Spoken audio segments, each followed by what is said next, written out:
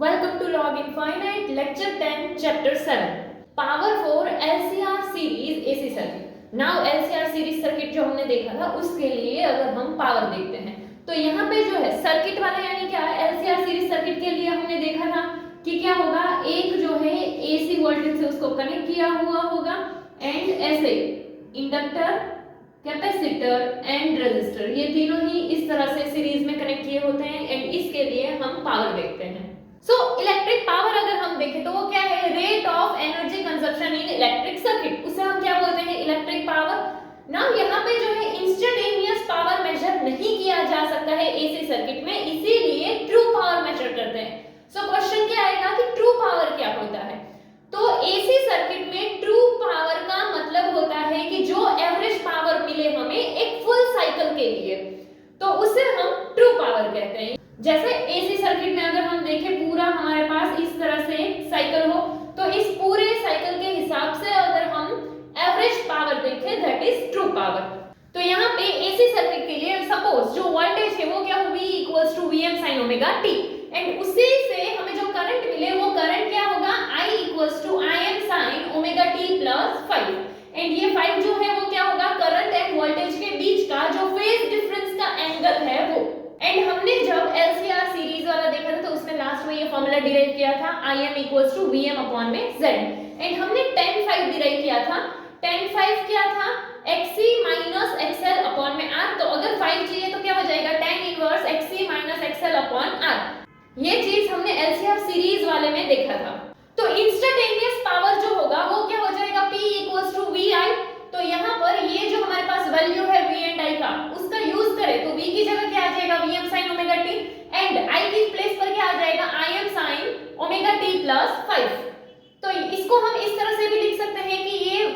Vm Im वो आ गया and sin omega t and sin omega t plus 5। तो यहाँ पे अगर हम देखें तो ये हमारे पास एंगल है। नाउ हमारे पास एक फॉर्मूला है, वो फॉर्मूला कौन सा है, sin A sin B, but उसमें आगे 2 होता है। ये sin A sin B अगर हम इसको ध्यान से देखें तो यहाँ पर भी sin एंड यहाँ पर भी sin, इसको थोड़ी देर के लिए अगर हम ना देखें और ये देखें तो यहाँ पर क्या है, sin A एंड ये हो जाएगा sin B, क्योंकि देखो यहाँ पे दोनों में एंगल डिफरेंट है, यहाँ पर है ओमेगा t एंड यहाँ पर है ओमेगा t प्लस 5। तो हम ऐसा बोल सकते हैं कि A वाला यानी ओमेगा t एंड B वाला यानी कि ओमेगा t प्लस 5। तो sin A sin B के हिसाब से फॉर्मूला लगा सकते हैं, बट प्रॉब्लम क्या है, इसमें आगे 2 है, इसमें नहीं है। तो 2 लाने के लिए क्या कर सकते हैं, यहाँ नीचे कुछ नहीं है तो 1 होगा, ऊपर एंड नीचे एक काम करते हैं क्या, 2 से इंटू कर देते हैं। तो जब हम इसको 2 से इंटू करेंगे तो एक तो ये Vm Im अपॉन 2, उसको ऐसे लिख दे Vm Im अपॉन 2 एंड यहाँ पर फिर क्या बन जाएगा, ये 2 sin ओमेगा t प्लस 5 ऐसा आ जाएगा।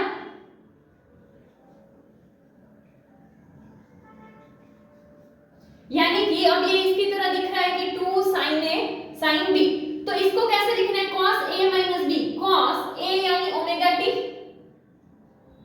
माइनस B यानी ओमेगा t प्लस 5, बट यहाँ पर ये माइनस ऐसे होगा एंड यहाँ पर हम अगर ऐसे लिखते हैं ओमेगा t प्लस 5 तो क्या हो जाएगा, जब ब्रैकेट ओपन होगा तो साइन बदल जाएंगे। तो हम यहाँ डायरेक्टली ही साइन बदल के लिखें तो यहाँ पर क्या आ जाएगा, माइनस ओमेगा t माइनस में 5, देन क्या है minus cos A plus B, सो क्या आ जाएगा minus cos A plus B, A यानी क्या था ओमेगा t प्लस B यानी क्या आ जाएगा ओमेगा t प्लस 5, तो यहाँ पर आ जाएगा ओमेगा t प्लस 5। देखो यहाँ पे बाहर प्लस है इसीलिए साइन चेंज करने का कोई क्वेश्चन नहीं आएगा, यहाँ पर जो है दोनों के बीच में माइनस था तो इसीलिए यहाँ पर साइन चेंज होगा, तो हमने साइन चेंज किया है। तो ये omega t plus omega t minus ये तो चला जाएगा, तो यहाँ पर क्या बचेगा cos माइनस 5, ये जो होगा वो इस तरह से बचेगा cos माइनस 5 एंड फिर क्या है माइनस cos, यहाँ पर क्या omega t plus omega t यानी 2 ओमेगा t प्लस 5। तो देखो सेकंड वाला तो वैसा ही आ गया है हमारा यहाँ पे कि cos 2 ओमेगा t प्लस 5, ठीक है, बट यहाँ पर क्या है cos 5, हमारा क्या आया है cos माइनस 5 एंड ये पता होगा कि cos जो है वो इवन फंक्शन है एंड इवन फंक्शन के साथ कभी भी माइनस नहीं रहता है, तो इसीलिए क्या हो जाएगा cos माइनस 5 क्या बन जाएगा cos 5। तो इस तरह से हमें ये वाला वैल्यू मिल गया कि पावर जो है वो क्या आएगा Vm Im upon 2 cos 5 minus cos 2 omega t plus 5। अगर हमें इसमें एवरेज पावर देखना है पूरी साइकिल के लिए, जो एवरेज पावर है वो, तो वो इस इक्वेशन में ये दोनों टर्म्स के एवरेज से मिलेगा कि अगर हमारे पास ये दोनों टर्म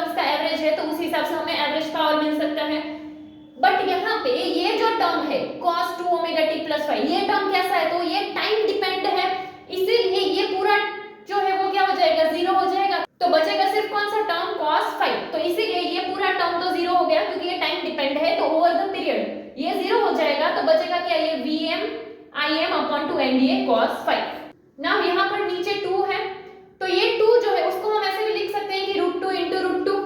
तो ये जो है क्या हो जाएगा, Vm upon √2 Im upon √2 and cos 5। √2 into √2 अगर करेंगे तो बनने तो 2 ही वाला है। अभी ये अगर हम देखें तो ये फॉर्मूला हमने देखा हुआ है कहां पर कि Vm अपॉन √2 यानी क्या था, Vrms का वैल्यू रूट मीन स्क्वायर वाला वैल्यू, एंड यहाँ पर भी Im अपॉन √2 यानी ये भी वही वैल्यू है रूट मीन स्क्वायर, तो यहाँ क्या आ गया Irms एंड ये cos 5 का cos 5। तो इस तरह से भी हमें पावर मिल सकता है। तो इसके लिए पावर के लिए हम क्या लिख सकते हैं, Vi cos 5। तो यहाँ से हम क्या बोल सकते हैं कि पावर जो है वो किस पर डिपेंड करता है, तो पावर वोल्टेज एंड करंट पर तो डिपेंड करता ही है, उसी के साथ वो वोल्टेज एंड करंट दोनों के बीच का जो फेज एंगल फाई है उसके कोसाइन पे भी डिपेंड करता है, कोसाइन यानी cos। एंड यहाँ पे ये जो हमारे पास V है, V का वैल्यू अगर हम पुट करें तो V का वैल्यू क्या आ जाएगा हमारा IZ,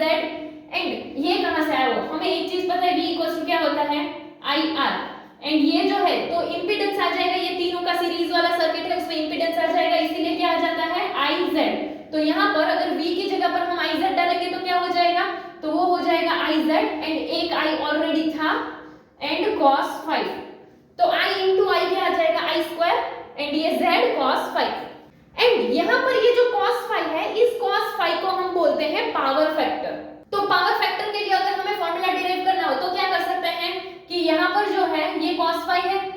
तो ये दोनों यहाँ से डिवीजन में चले जाएंगे, ये मल्टीप्लाई से डिवीजन में चले जाएंगे,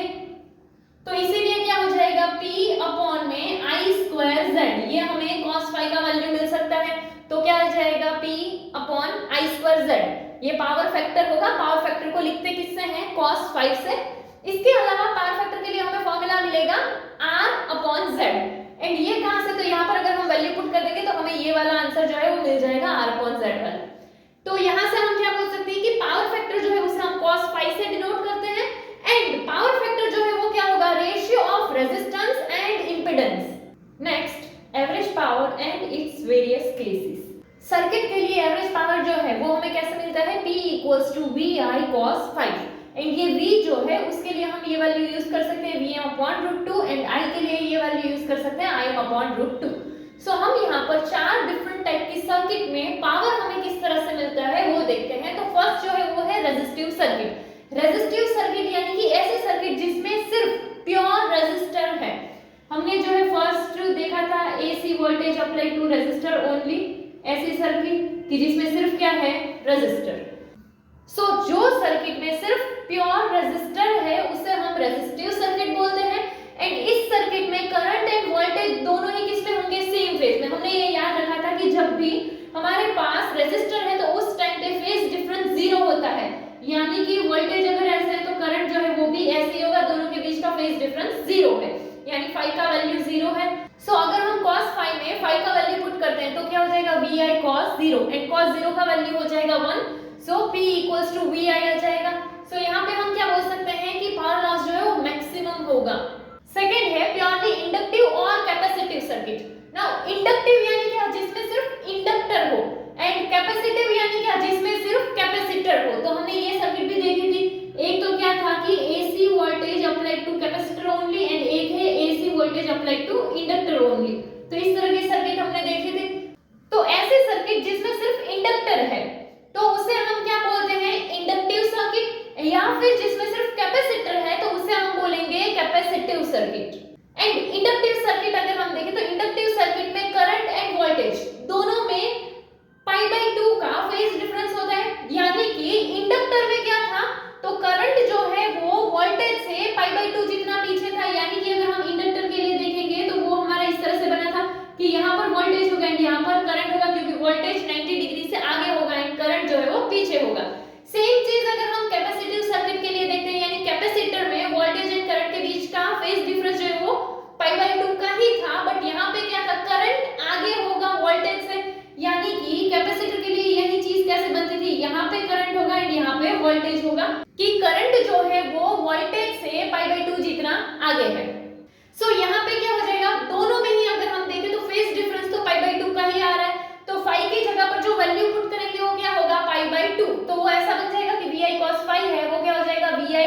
2 एंड ये जो है cos पाई बाई 2 का वैल्यू होगा 0 एंड 0 के साथ इनटू यानी फाइनल आंसर क्या आ जाएगा 0। सो यहाँ क्या बोल सकते हैं कि कैलकुलेशन के अकॉर्डिंग पावर लॉस जो है वो 0 है बट फिर भी करंट फ्लो होता है, तो इस करंट को हम क्या बोलते हैं वॉटलेस करंट, यानी कि यहाँ पर जो है पावर लॉस नहीं होगा बट स्टिल हमारा जो सर्किट है उसमें करंट फ्लो हो रहा होगा एंड ऐसा जो करंट है उसे हम बोलते हैं वॉटलेस करंट। देन हमारे पास थर्ड है LCR सीरीज सर्किट। सो LCR सीरीज सर्किट में जो पावर लॉस अगर हमें देखना है तो फॉर्मूला तो हमारा वही होगा VI cos phi एंड यहाँ पर phi के लिए हमारे पास एक और फॉर्मूला है tan inverse XC minus XL upon R and ये LCR सीरीज वाला सर्किट यानी हमने अभी थोड़ी टाइम पहले ही देखा कि AC वोल्टेज जो है उसके साथ हम